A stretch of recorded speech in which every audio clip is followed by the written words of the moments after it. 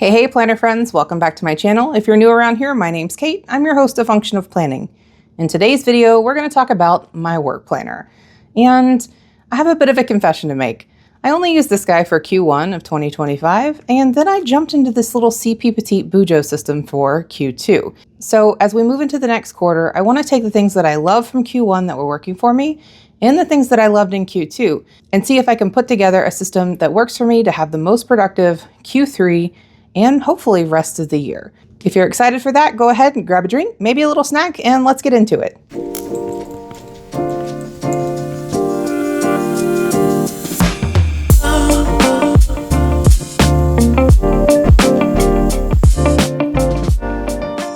So let's start with Q1, and a lot of this is confidential information, so I'm going to flip to a blank page.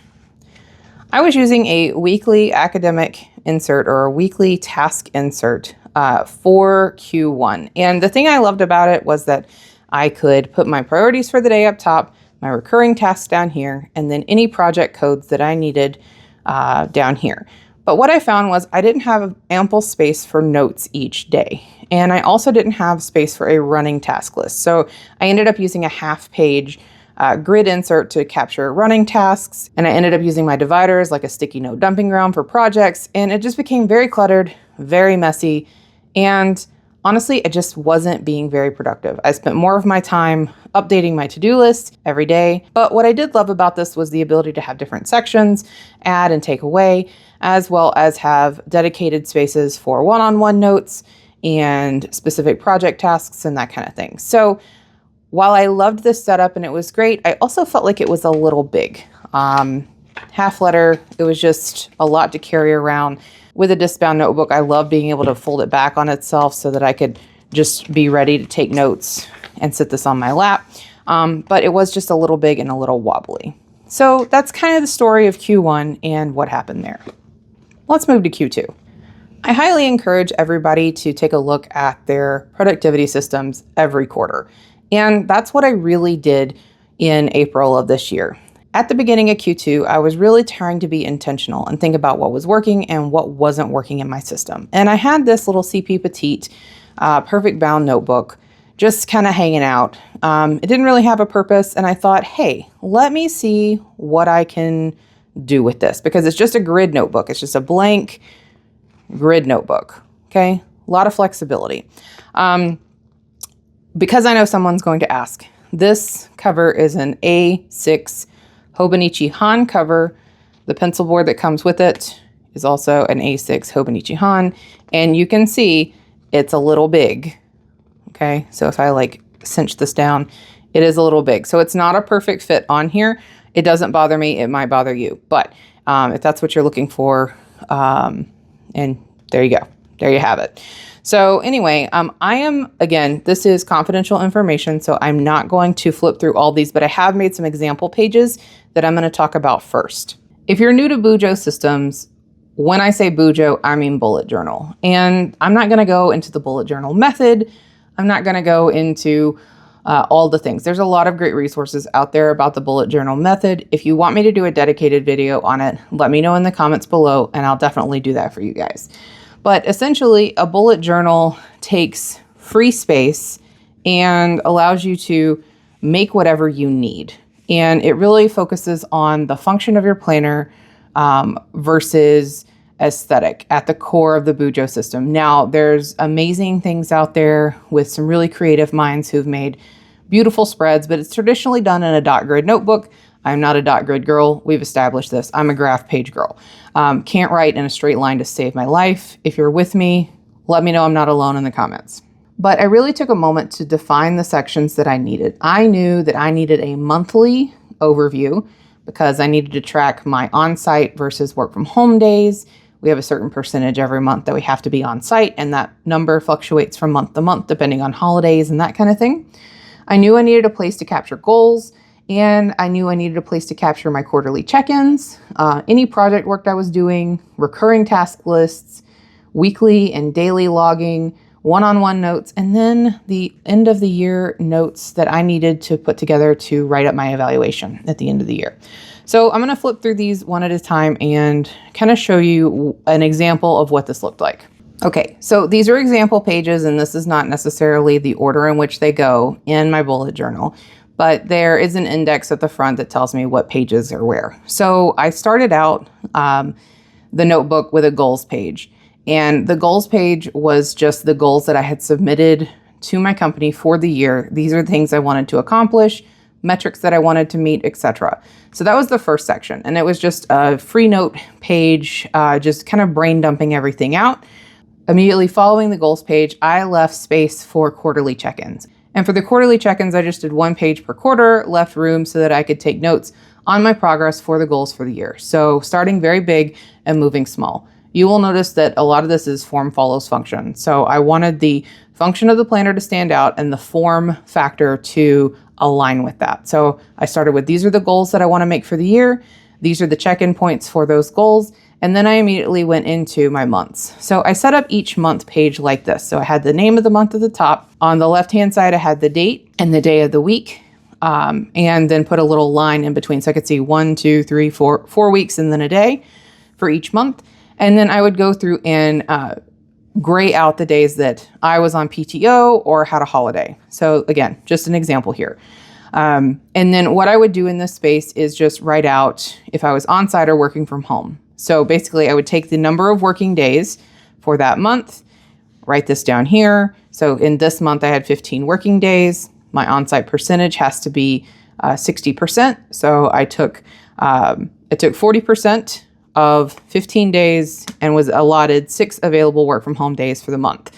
So this just lets me focus in on just that one metric that I need to make sure I'm maintaining each month. And I would write out and plan my work from home days. And then just the on-site days, I'd give myself a little check mark because check marks make me happy, just to make sure that I was keeping a close eye on that throughout the month. On the right-hand side of the line, I would have a monthly task list. And this is anything that I needed to do for that month. Sometimes it would be schedule a specific meeting. Sometimes it would be do a specific presentation, do a walkthrough, these kinds of things. And any quarterly tasks that I needed to do for that quarter would also get dumped in here. So like for instance, each quarter I have to do an inspection of one area of the lab. And so that fell in June. So that quarterly task would be dumped here. So anyway, this is just a running task list for the month. And that would allow me to maintain month over month. Did I do these things each month? And pull these tasks into my weekly task list as appropriate. And then I would just have a blank space for monthly notes and reminders. So sometimes if we have an inspection coming up or just something high level that I need to know that would affect on-site or work from home days, or if there's like a big celebration or something like that, I might put that there. Most of the time this ended up being blank and ended up just being a, hey, don't forget to do this kind of note, or even just a sticky note would end up here. So this is what my month sections looked like. So I had, January, February, March, April, May, etc., all the way through. And that allowed me to just flip month to month, which was great. The next section was my recurring task section. And I feel like this is really, really important if you're going to set up a bullet journal system. So I do a lot of recurring tasks. And so what I ended up doing was having a task list for every day of the week. And then I had a task list for the end of the week. I have a task list for quarterly. And then I have an annual task list. So this is just a sample page that I could reference each week, each month, each quarter to come back in and make sure that I captured all this in my weekly migration or monthly migration or whatever I was doing. It was really, really beneficial because I could just sit down on a Monday and go, okay, what am I supposed to do? Flip to this page, pull these tasks, and I already knew, okay, at a minimum, these are the things that you need to do today. It's going to also be beneficial for the next thing I show you, which is how I set up my weekly logs in here. And this may be a little bit different than other bullet journal systems because I used an Alistair method. And in having this recurring task list, what it allowed me to do was more properly fill out the Alistair method and make some strategic decisions about my week. So this is how I set up my weekly task list each week for work. So I put this week with the days and the month. I would have a header here, just task or project. And then these alternating lines were Monday through Friday. And so what I would do is I would section this off. So at the top, I would have my running task list. This is things that move month over month, week over week, just in progress work, right? And then I would have a section for my recurring tasks. And then I would have an inbox section down here. So these are things like new tasks, good idea fairy moments, etc. And what an Alistair method does is allows you to schedule task work ahead of time and plan ahead. So I would take the left-hand column here, and anything that was high priority that really, really needed to get done that week, you'd see I just mark it with an arrow. And that allowed me to prioritize the task in addition to determining if they were done or not. Then I would put whatever kind of memory jogger that I needed here. Again, this is an example, so this would not say task 1, task 2. This would be real information. And then over here, I would go through at the beginning of the week and say, well, this is high priority, I need to do it on Monday. This is high priority, I need to do it on Monday. And filter through all these tasks based on prioritization and everything else that I had going on, i.e. the recurring tasks, and fit in these tasks here. And as I go through the week, so this is project A. So this is not a recurring task. I did it on Monday, so I'd line it out and mark it complete. This one, did it on Monday, marked it out, lined it complete, even though it wasn't high priority. For this one, it's high priority. I intended to do it Monday, but let's say that it slipped to Tuesday. I would just move the dot over and then exit when I'm done and line it out. So what this does is allow you to cover up all the other noise and literally just visually go down this list and say, these are the things I need to do on Monday. These are the things I need to do on Tuesday, etc. It also allows you to move things over without having to rewrite all of this every single day, which is really great. You can just pull from. So it's like a menu for your week. It's a productivity menu, that's what we're going to call it. And then it allowed me to have recurring tasks on here. So you remember this recurring task list here. So say I did the same task every Monday, Wednesday, and Friday. I could just put it here one time and say, okay, this task, I did it on Monday. I need to do it again on Wednesday and Friday. So you see the little dots there planning out the time. But you see this 1/, that means it's work in progress, but it's not complete because I haven't done all 3 days. And I would do that for all these recurring tasks. It's really, really beneficial for recurring tasks.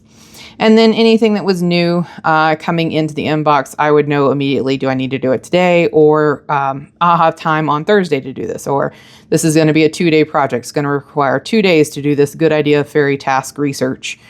So I'm not going to get to it right now, but I'm going ahead and scheduling the time for it. I would do this at the beginning of each and every week. Again, pulling in any recurring tasks that I had, pulling in any monthly tasks that needed to physically get done that week, and it would just be all in one place. So I have one task list. From here, I would make what's called a daily log. And these are what my daily logs look like. I would have the date and the month, so like 25 June or whatever Monday that is.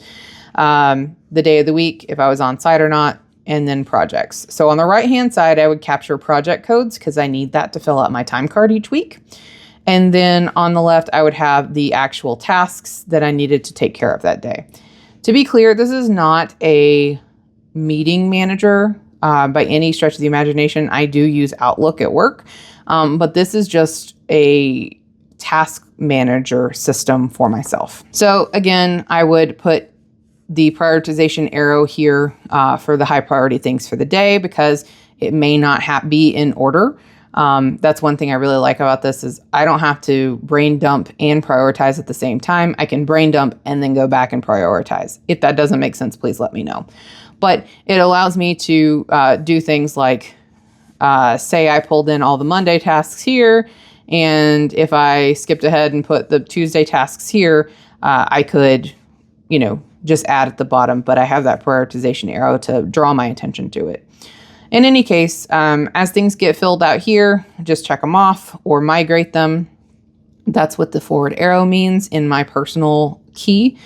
And then, I'd have space for any kind of notes, any kind of context that I needed, any reminders, etc. So this is kind of what that looks like. I tried to give you a work in progress view and not a just a blank view with a bunch of dots because that didn't help me when I was trying to figure out the system. But in general, that's how that looks. And then the next section I knew I needed was projects. So I had a 2-page spread like this with these little project post-it notes, and it allowed me to just kind of keep an eye on the status of what was going on. And then when they were done, I could move them to the end of year eval notes, which was a separate section, just blank pages where I could just free write. So what I really loved about this system was the flexibility that it gave me to create exactly what I needed when I needed it.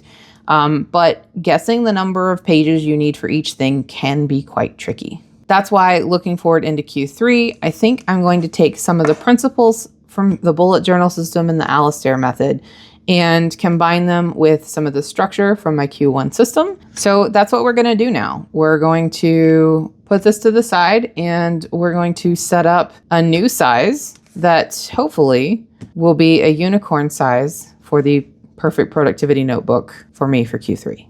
All right, I have goodies. So I picked up this vegan leather folio and it's absolutely beautiful. And I thought that this would be a good size for me because it's about halfway in between the CP Petite and the half letter. So this is for an HP Mini, and that's what we're going to set up. So these come with the dual-sided, so it can be used for personal wide as well. But we're going to try HP Mini. I'm going to set this over here because that's going to be the final step. So I don't remember if these are 1.25 or 1-inch discs. They're metal discs that I have a stash. You guys know I have a stash. So we're going to flip these in here. And I went with black because of the lizard folio. And if you guys have ever seen one of my setup videos, you know I'm a firm believer in starting with the outside build and working my way in. Hopefully this isn't too loud, but I need stability. So we're going to pop on the fluted dashboard cover, and then we're going to grab the dividers. So in this particular one, I'm going to do the months first. And that's because I refer to them the least. And then my week. And I don't know if I'm going to use my day or not. To be determined. I always do dashboards last, but I do have some fun dashboards over here. So these are the inserts that I picked up on the 50% off sale because I just like to use the 50% off sale as an opportunity to try out new things. So this is a dated admin monthly and weekly. So for 2025, it had the months and the weeks together. In 2026, they're actually separate, just heads up. But for 2025, it was together and it only came in a Sunday start. I'm a Monday start girl, but again, this is just a pilot system for me to try things out. I did go ahead and grab these in 2026 Monday start for the weeks.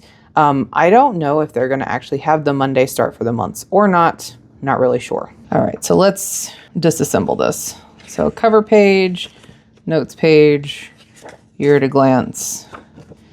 And I'm going to go ahead and separate out the monthlies. And then the weeks that are past, I'm not going to go back through and backdate because that seems counterproductive at this point in the year. So one thing about these inserts, there's not necessarily a clean break in between the weeks and the months. So for instance, like this March has a week on the back of it. April has a week on the back of it. May also has it. So maybe all of them are that way. I don't think I'm going to be able to divide these up like I wanted to because of that. So I'm going to start this in July. But we love that there's just a spare notes page there. Stand by. I want all these spare notes pages. Okay, so what I did was I took out the weeks that were not current weeks. And I think I had this backwards. There we go. All these are just spare notes pages that I will use somewhere else in the planner. Come back here and I'm going to put previous. I like to keep my months together. So this is probably going to bother me. I'm going to put these in and then I'll be right back. All right, so what I've done here is put all of that particular insert in. So this runs from January to June, and I just took the weekly pages out for the first part because again, I'm not going to backdate, so I don't need them. And then I have my this month cover page, the little monthly admin overview, and then that goes into the weeks. So this is set up for kind of a weekly overview here and then a free notes page here. So how I plan to use this and incorporate the Bujo portion of this is that I'm going to add these inserts. And these inserts are called quick notes. And it has two boxes on the front, 2 boxes on the back.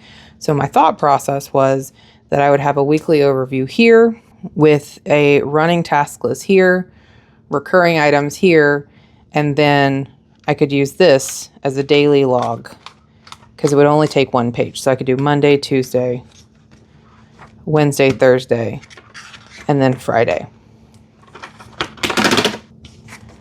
So then my week would go here. Or my this week divider would go here. You knew what I was saying. So this kind of gives me the Bujo vibe along with the weekly overview here. This may be a complete and total failed experiment. Who knows?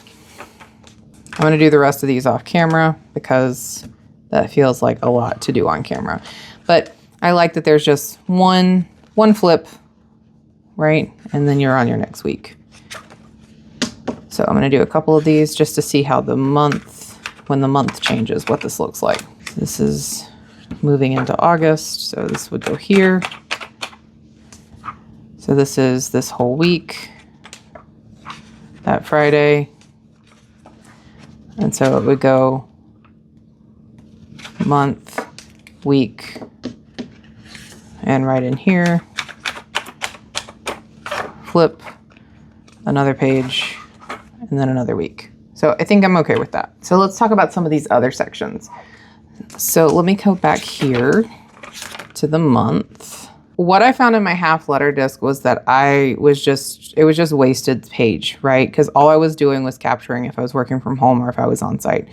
So I think here I can just use like a dot or something to indicate work from home days versus not work from home days, or even like team building events or whatever. I love that the holidays are already pre-populated on here, and that way I don't have to, guess. It's just all on there. And then I can put my monthly running list here. And that's what I was doing in the Bujo. If I can get this to open, there we go. So essentially, all of this would go here. These guys would go here. And then I have some room down here for notes, and I could even use like my on-site percentage in here or something. So I think that'll work really well for me. And then I can just use a notes page to make a recurring task list. And then here for the weekly log, like I said, I can put recurring things here and my running task list here. So this is the same number of lines as this, with the exception of like 1 line. So I think that'll be fine. It'll keep it small and focused. And then for habits, I'll just use this for the recurring tasks that I have. And if I have an extra thing, I can spill it over on here. I do like having this Alistair method here. So I'm not really sure how I feel about that not being, not having those boxes here. But something else I could do is I could use this entire line for the task and then just mark it off. I don't know. I still have to play around with it, and I'll play around as I populate. Like I said, this worked really well for me, but I do think that the daily logs here, I'm going to set up very, very similarly. So just have the date, the name, the project, and then have project coding on the right so that I can migrate from day to day. So I think that'll work. In terms of projects, these were just sticky notes. So I feel like I can capture that on blank graph notes pages. So I'll just probably set up a blank page to capture projects and a place to dump my end of year eval notes in. I need to get another set of dividers for this, the side ones. I thought I ordered them, apparently not. The warehouse was crazy when we went down there, y'all. It was so insane. So I probably have a set somewhere and just don't know where they are. So like I said, I have a couple more sections to add in here, but I wanted to go over the basic kind of principle of how I wanted to set this up. So this is going to be an experiment for me for the next, oh, I don't know. I like to give things at least a month and really test something out. Like I said, I tested this guy out for a full quarter before I move forward. So let's do a little bit of deco because your girl needs deco in her life. This is just a vellum from the planner spot and they look really cool under these fluted dashboards. Look at that. So let's see how this looks in this vegan leather lizard. Vegan leather lizard. That's really difficult to say 3 times fast. So I'm going to slide this in. And then of course we got the little pin loop. I do like that they're making their pin loops bigger. It makes my heart happy. It would not be big enough for this guy, I don't think. This is the retractable. Oh, it does. Oh my goodness. She fits. You guys, I'm so excited. Wow. Okay. That's an impressive pin loop. Let's see. What else? She needs a little pizzazz, right? So let's do a little pizzazz moment. A little clippy poo on there. What else do I have over here? I don't know. Got this little moments thing. Let's give her a pop of red. You know, the June vibe, so to speak. Get that in frame. Good Lord. I am curious how these little post-it notes. So these are the Rouge post-it notes that I just got. I have a lot of playing to do. It's a lot of stuff. So I guess that'll cover almost 3 days. So that's cool. I like those. I'll keep those there. And then these are the long page pen patterns, which look like they will take an entire week. Capture an entire week, take an entire week, you know.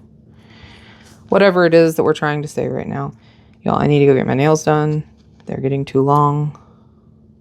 There we go. Let's just see.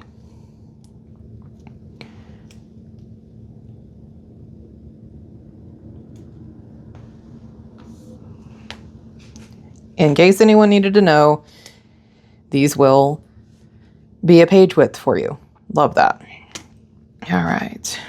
And then I'm just going to take, I was going to take one of these to make like a divider for those notes pages for right now until I get my other notes in. I'll just throw this down here at the bottom. Let's see. These are fabulous. I ordered more.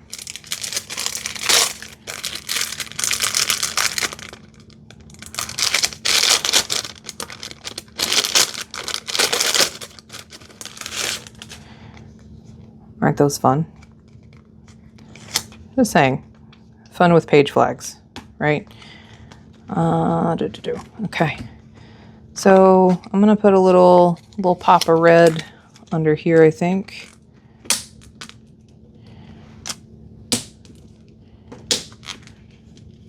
This isn't a deco video, but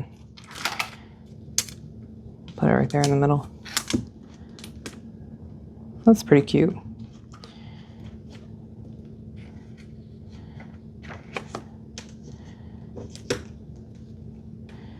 Yeah. I just needed a little something. And then, of course, this is brand new, so I don't have all the things kind of set up. I'm not going to put those in there. I do kind of want to put these in here, though. Maybe. I don't know. We'll see. This is something I'm going to have to play around with a bit to get a good idea of what I want. These could look cool. If you guys haven't used these progress stickers yet, you're missing out. They're fantastic. I'm actually going to clip these.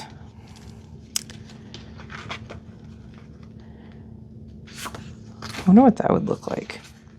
Stand by. Yeah, that could be a cool element too. We'll leave it like that. So anyway, I will keep you guys posted on how this goes. I'm going to populate it and probably use some of these other pages to do some mock example spreads just to see what I think. But this is what she looks like all set up. Gonna need some more pages or some smaller discs, but I think that this is going to make me really happy. All right, guys, I think that's going to wrap up today's video. Just to give you a size comparison real quick before we go. So this is the Q1 half letter disc I was using. This is the Q2 CP Petite that I was using. So hopefully this is my Goldilocks size in between these two. And I'll keep you guys posted on how it goes. I'm going to order some more dividers and a couple additional pages for this, for things like one-on-one notes. I just need a divider and I forgot, or it's stashed away somewhere in the house, who knows. But anyway, if you enjoyed today's video, if you learned anything, please let me know in the comments below. I always love hearing about your takeaways from videos, and knowing that something I said sparked creativity in you or really helped you understand something, it means the world to me. So in any case, I hope you all have an amazing day, and I promise it won't be 2 months until the next video. I really hate that it took me so long to get this video to you guys. Between graduation season and the event and some additional travel things, my life had just been absolutely crazy. So I needed to take a minute, take a deep breath, and focus on some other priorities. But I will do my very best to get you guys a new video up, at least in the next 2 weeks. So please give me grace. I'm gonna go because these nails need to go get redone. Have an amazing day. Thank you so much for watching, and until next time, bye guys.